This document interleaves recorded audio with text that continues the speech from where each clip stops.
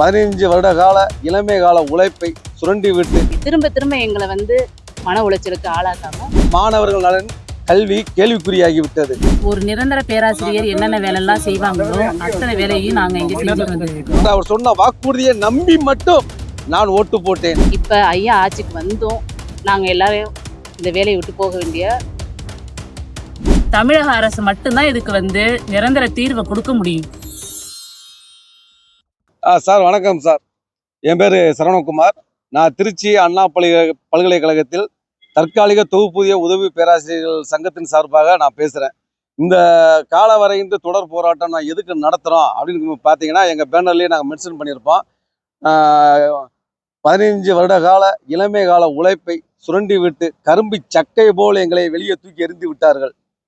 அனுபவம் வாய்ந்த வாத்தியார்களை எங்களை வெளியே ஏற்றிவிட்டு கல்வித்தரத்தை குறைத்து விட்டார்கள். இதனால் மாணவர்கள் நலன் கல்வி கேள்விக்குறியாகிவிட்டது. இதுக்கு தமிழக அரசு முன்வந்து உடனடியாக இதுக்கு தீர்வு காண வேண்டும். இந்த மாதிரி வருகின்ற தேர்தலில் இந்த மாதிரி அண்ணா பல்கலைக்கழகம் இந்த மாதிரி செய்யும் போது வருகிற தேர்தலுக்கு குந்தகம் விளைவிக்கும் வகையில் ஆளும் ஆட்சி இது பாதிக்கக்கூடிய வகையில் இந்த மாதிரி செயலுக்கு அண்ணா பல்கலைக்கழக நிர்வாகிகள் அவங்க ஆக்ஷன் எடுத்துக்கிட்டு இருக்காங்க. இது வருகின்ற தேர்தலை பாதிக்கும் அப்படிங்கிறத எங்க சங்கத்தின் சார்பாக நான் தெரிவித்துக் கொள்கிறோம்.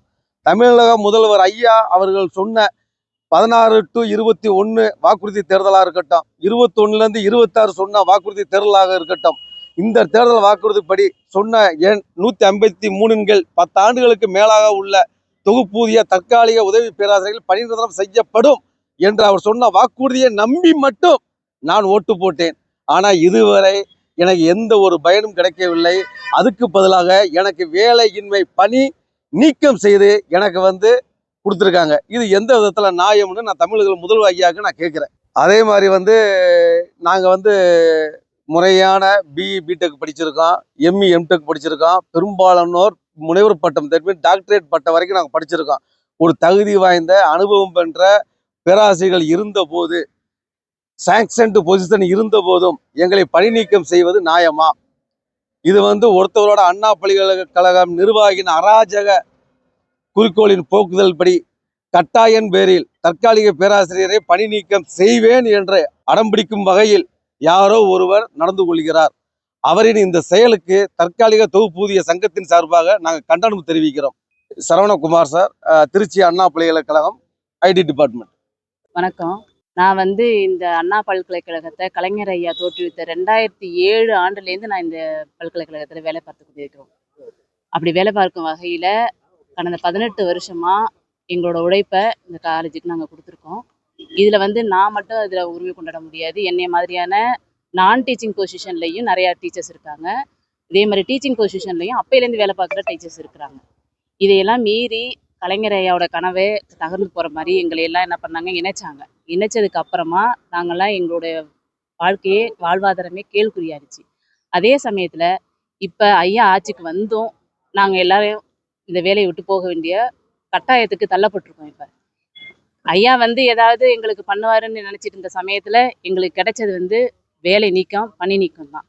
எங்களை அந்த அளவுக்கு ஆர்டிஃபிஷியலாக ஒரு ஒர்க்லோட கிரியேட் பண்ணி வெளியே அனுப்புகிற அளவுக்கு நாங்கள் என்ன தவறு செஞ்சோன்னு எங்களுக்கு புரியல. இந்த பல்கலைக்கழகத்தை உருவாக்குறதுக்கு எல்லாரும் உதவியாக இருந்தது மட்டும்தான் நாங்கள் பண்ண தவறா அப்படிங்கிறது எங்களுக்கு தெரியல.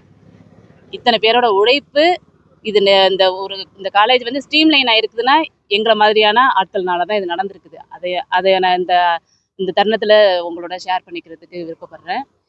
எங்களோட கோரிக்கை எல்லாமே எங்களோட பணி நிரந்தரம் பண்ணணும்.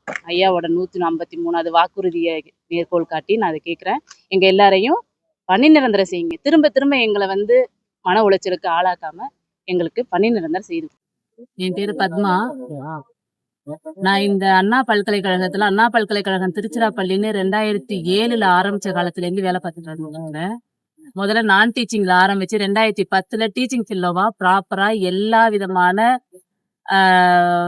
நடவடிக்கைகளையும் அவங்களோட தேர்வு நடவடிக்கைகளை பின்பற்றி தான் என்னைய தேர்வு செஞ்சாங்க. அப்படி இருக்கிற வகையில இத்தனை வருஷமா நாங்க வெறும் டீச்சிங் ஃபெல்லோவா இருந்துட்டு வந்துட்டு இருக்கிறோம். இது வரைக்கும் எங்களுக்கு பணி நிரந்தரம் செய்யப்படலை.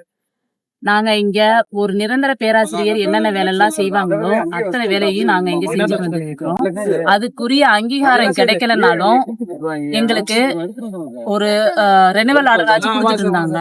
இப்ப என்ன ஆயிடுச்சுன்னு கேட்டீங்கன்னா 2025 டிசம்பரோட எங்களோட அந்த பணி நீட்டிப்பு ஆணையம் வழங்காம எங்களை ரொம்பவே மன உளைச்சலுக்கு உள்ளாக்கி இருக்கிறாங்க.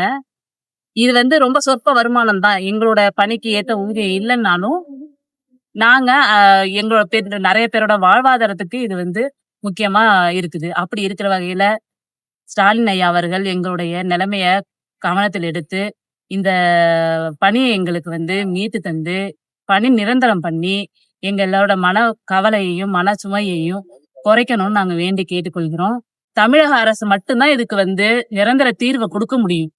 நம்ம ஸ்டாலின் ஐயா நினைச்சாருனாக்கா இதுக்கு நிரந்தர தீர்வை கொடுக்க முடியும்.